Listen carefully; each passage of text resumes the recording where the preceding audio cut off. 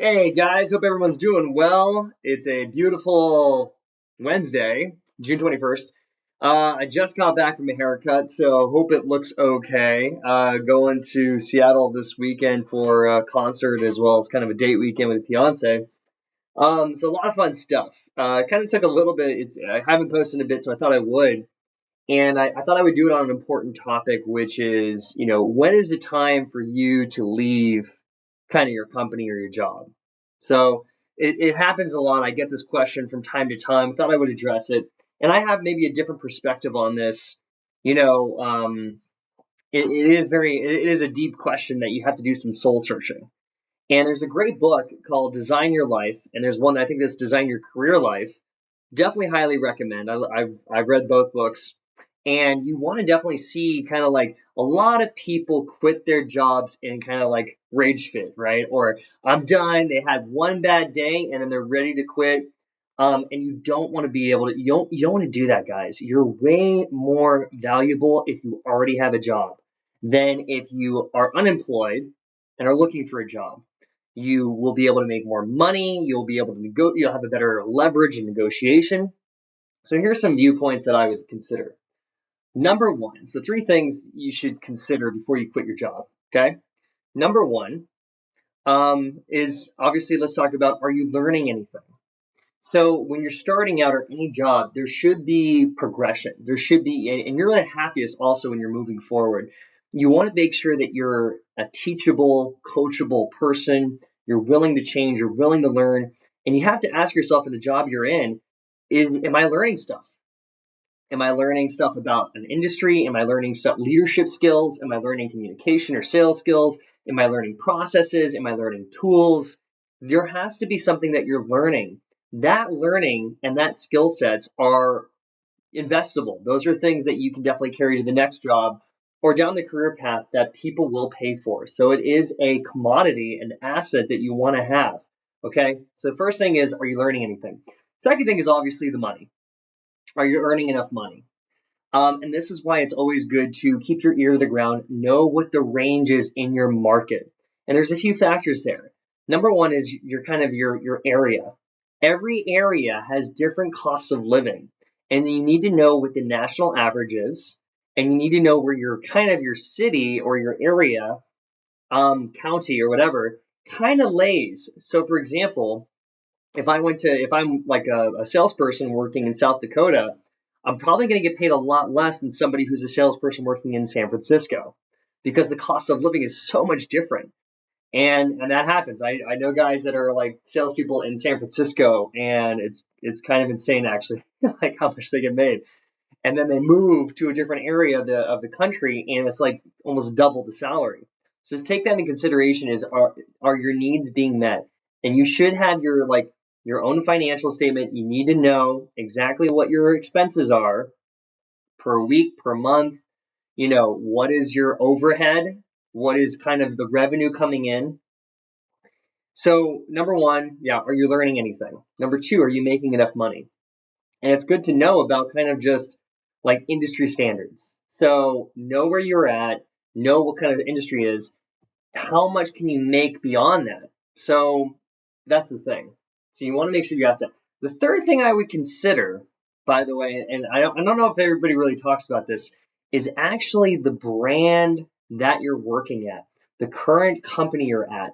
So, for example, it's a lot easier to go from a big brand to a smaller brand than it is from a smaller brand to a big brand. So, for example, if you worked at big companies like at Google, Microsoft, Tesla, Amazon, companies that are smaller or up and coming companies will pay a lot more for somebody who's been at that type of company before. I had a friend of mine I used to work with, and he's kind of job hunting right now, and he was asking about should I go to this like big company, should I go to the small company? And it's kind of like, well, if you have zero skills, and he has skills, so this doesn't apply to him, but if you have no skills, I would strongly consider going to a bigger company. The reason is because you're going to learn more. That brand on your resume is going to stand out. You'll probably get paid more too. Um, and you'll learn the processes that have made that company successful. Okay. So on average with your resume, you want to usually wait about 2 years to kind of get enough knowledge before you move on to something else, or at least ideally you're there for 5 years, but 2 years is kind of the minimum. Anything less than that, the recruiter is going to be asking why you're looking around, what's going on, what's the reason. So you want to make sure that if you actually are in this brand, it actually you can use as leverage to go to you have a lot more opportunity and a lot more wiggle room to go check out other companies. If you're at a smaller company, then it's a lot harder to go from a startup with 10 people to all of a sudden a huge company, you know. And the only way that happens is usually, luck has to do with it, your network, or you're just one of the you built that company so fast, or you have amazing skill sets that these big companies want you. Um, so it's a lot. If I was a student, if I went back in time, I would definitely recommend going after joining a bigger brand, a bigger company, something that's a leader in the industry that you're choosing, and stay there for a little bit, learn the ropes, learn the industry, learn the processes, head on the swivel, ears and eyes open, learn as much as you can. Try to learn from somebody who are some of the best people in that area in your departments before moving on to something else. If you're part of a smaller company, right? I would definitely recommend doing the things that I've mentioned in other videos, the parachute method for job hunting, for example. There's a lot of different things. And if you want a little more clarification, you can feel free to reach out to me to know what to do. But those are some things. So number one, you have to ask yourself, am I learning anything new? Number two, am I making enough money? Because obviously, everybody says money isn't everything. It's not everything, but it is important. Okay, I definitely value my relationships and my health way more. But you do need money, and money actually helps you kind of just survive and thrive in the world. So you need to also do that assessment is have I kind of reached the limit on how much money I can go? So before you quit, ask yourself what other values have you not given to the business that maybe they can reward you with some incentive. For example, when I was a rafting guide, I probably made triple the amount of every other rafting guide, and I didn't really. I get paid my daily limit, and then I had this huge network in. This is when I was living in Tokyo. Huge network in Japan of all these foreigners and all these vacationers and everything else. And I said, hey, I could bring people, and then the owner was like, yeah, if you bring people, we'll give you a commission. Really? Oh my gosh. Yeah. And then I started organizing the tours, and I get paid for working the tours. So I'd make like a bunch of money per person, and I'd fill up like 7 or 8 boats of 6 people. You can do the math there. And then I'd actually lead the event, and I'd make like triple amount or quadruple the amount of money the other guys, because I had that network and I offered more value, and basically I brought in more sales, right? I brought in more business, and that's what if you grow the company, you will get you'll get a slice of the pie. So think outside the box in other ways of like, hey, um, look at ways on how you can also learn some more information.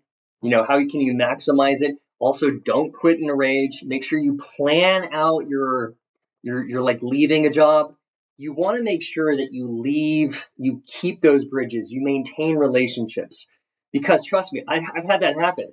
People that I used to work with 10 years ago, we had great relations. We ended the right way. I got better offers or something else, and then they remember me and I have a good reputation. 10 years, they come back into my life with like, hey, we have this opportunity, or Ryan was a good guy, we like to consider him for this position.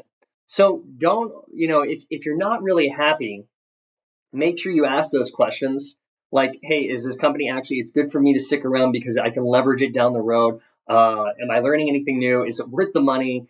Am I happy is another one. Maybe you want to like ask yourself. And am I enjoying it? And if it's kind of no to all those things, consider start looking around for different things and start shopping.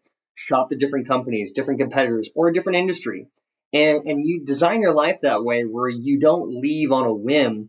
You plan it out. You start shopping while you have a job, because you have more negotiating power. On average, by the way, the interview process for companies is like 4 to 6 weeks.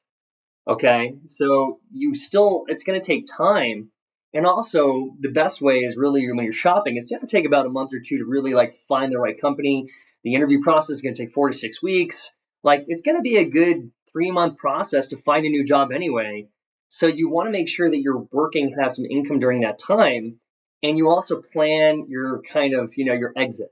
You have a system to train the next person. You can offer, like, hey, maybe you can actually negotiate so you can stay there and it's a little bit better. If it's totally like not for you, then you want to make sure you set up the person after you for success and that the company you're with hires somebody that you can train, or at least you offer this. Like I've done this where I've offered and they're like, they didn't plan it the best way, but I still was like, here's my standard operating procedure. Here's all my notes. Here's everything that they would need to do. If they come in early, I'd be happy to train them so they can take over my role. Okay, so you want to make sure you plan your exit accordingly. Thank your employer for the opportunity to work there. Even if you hate them, still thank them for the opportunity. Okay, and just keep in touch. Keep them as a professional reference. You never know where things are going to go. So anyway, I hope that was helpful. Um, any other notes? Thinking? Yeah. I kind of just did this on a whim. But yeah, feel free to reach out to me if you have any questions. A lot of people have been, guys, you have been really going after the free templates that I have on kind of my Google Drive. So feel free to use that in the link below if you need some free templates or career coaching or mock interviews. Feel free to reach out on that. And I hope you guys are good. Let me know how the haircut looks, by the way. I'm still questioning it. Okay. All right, guys. Cheers.